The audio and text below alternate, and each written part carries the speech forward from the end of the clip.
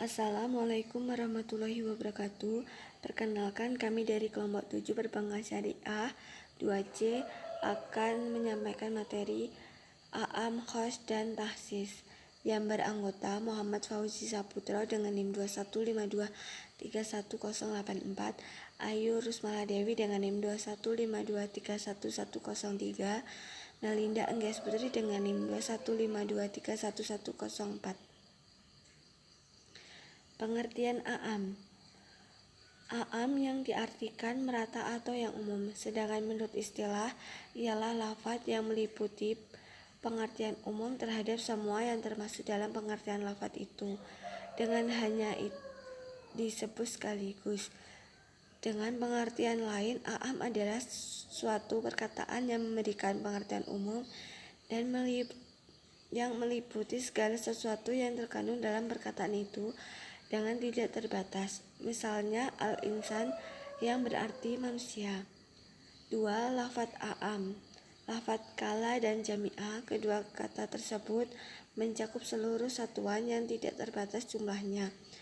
B. Kata jamak plural yang disertai alif dan lam di awalnya. C. Kata benda tunggal yang dima'rifatkan dengan alif lam. D. Lafaz asma al-maufu seperti ma, alladzi, na, allazi, dan sebagainya. E. Lafaz asma al-syart, isim-isim isyarat kata benda untuk mensyaratkan seperti kata ma, man, dan sebagainya. F. Isim nakirah dalam susunan kalimat nafi negatif seperti kata kala, junnaha. G. Isim mufrad yang ditarifkan dengan alif lam jinsiyah. H. Lafaz jam'ah yang ditarifkan dengan idhafah.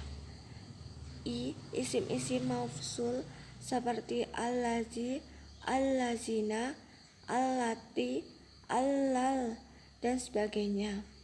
J. Isim-isim isyarat seperti man, barang siapa, ma, apa saja, ayuma, yang mana saja. Macam-macam a'am. A. Al-am al-murad bihi am, yaitu am yang tidak disertai qariyah qarinah yang menghilangkan kemungkinan yang dikhususkan. B. Al-am al-murad bihi al-khusus, yaitu am yang disertai qarinah yang menghilangkan arti umum dan menjelaskan bahwa yang dimaksud am itu adalah sebagai salah satu darinya. C. Al-am al-mahsus, yaitu am yang multak, am yang disertai qarinah yang menghilangkan kemungkinan yang dikhususkan dan menghilangkan yang diumumkan.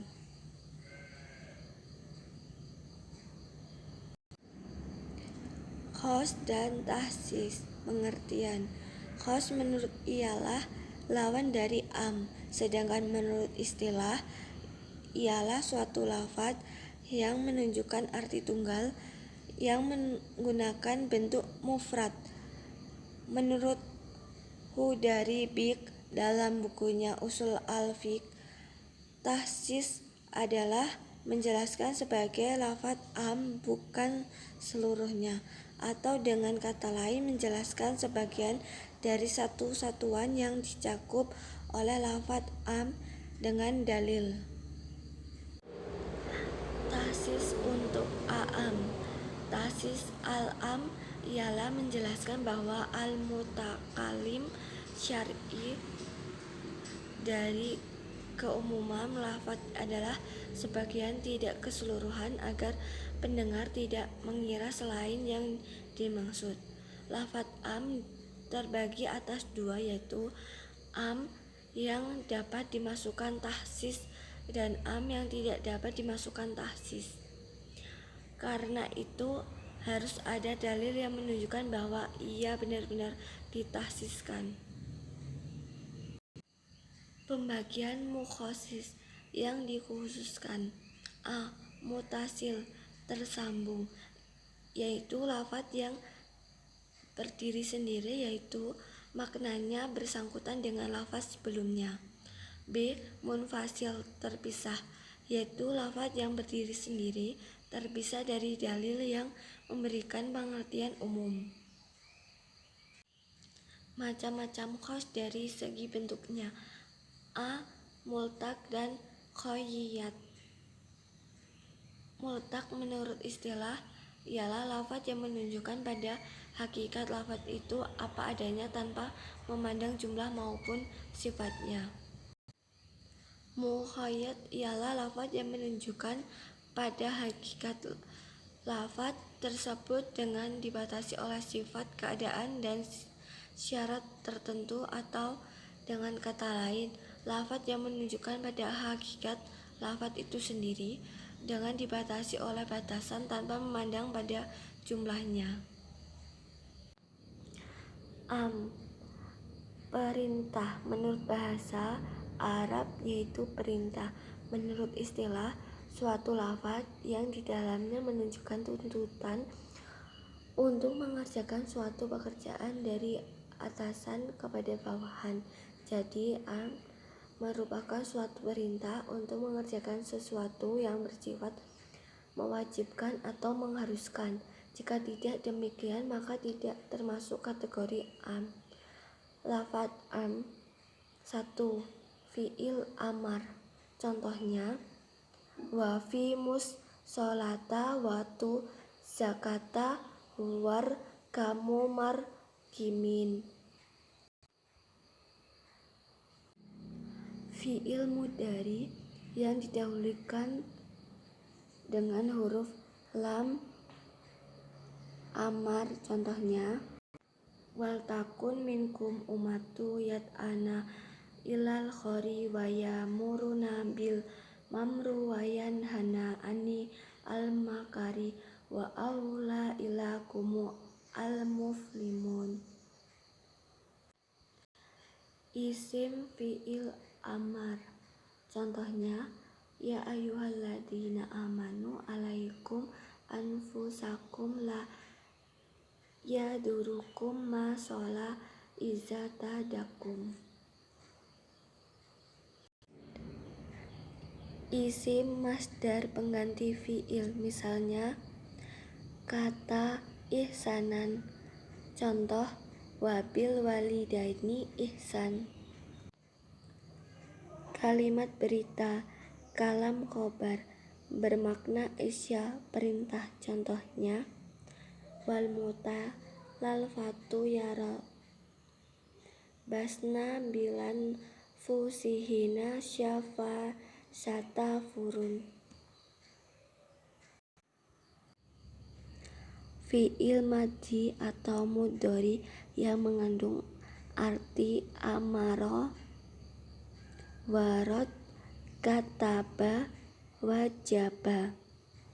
Contoh, ya ayyuhalladzina amanu kutiba alaikum syamu kama kutiba alal ladzina min qablikum lakum tattaqun.